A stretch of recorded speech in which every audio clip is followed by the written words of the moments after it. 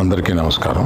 ఇప్పుడే హాస్పిటల్ ఐసీయూలో ఉన్న శ్రీతేజ్ ఐసీయూలో చూసి బయటికి వస్తున్నాను. డాక్టర్స్ అందరితోటి నేను మాట్లాడాను. అబ్బాయి రోజు రోజుకి రికవర్ అవుతున్నారు. లాస్ట్ 14 డేస్లోనూ, పర్టికులర్ లాస్ట్ 10 డేస్లో రికవరీ కనపడుతుంది. బట్ చాలా టైం పట్టొచ్చు అని కూడా చెప్పారు. ఇలాగా ఆ అబ్బాయి కోలుకోవడానికి ఏమైనా చేయడానికి మేము సిద్ధంగా ఉన్నాము. అది కాకుండా ప్రభుత్వం కూడా వచ్చి మేము దీన్ని తీసుకుంటాము,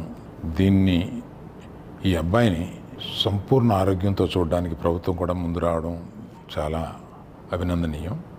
చాలామంది అభిమానులు కానీ, బంధువులు కానీ, మిత్రులు కానీ అల్లు అర్జున్ ఎందుకు హాస్పిటల్కి వెళ్ళలేదు అని అడుగుతున్నారు.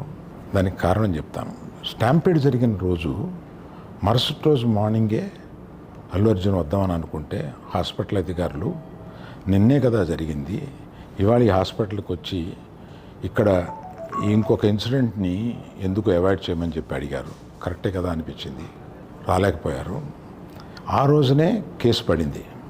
ఆ కేసులో పడిన తర్వాత మన legal team headed by Niranjan garu strongly advised Bunny should not go to the hospital at all or meet the parents, ఇట్లా అని చెప్పి గట్టిగా చెప్పారు. ఆ తర్వాత మేము రావడానికి అనేక నిబంధనలు, మళ్ళీ నేను ప్రభుత్వాన్ని పర్మిషన్ అడిగాను. నేనన్నా కనీసం వెళ్ళి చూస్తే బాగుంటుంది అని. ఎందుకంటే ఓ రోజు బన్నీ బాధపడుతూ నేను చూడలేకపోయాను, వెళ్ళి నువ్వన్నా వెళ్ళి చూసిరా డాడీ అని అడిగాడు. నేను ప్రభుత్వాన్ని అడిగితే వారు పర్మిషన్ ఇచ్చారు.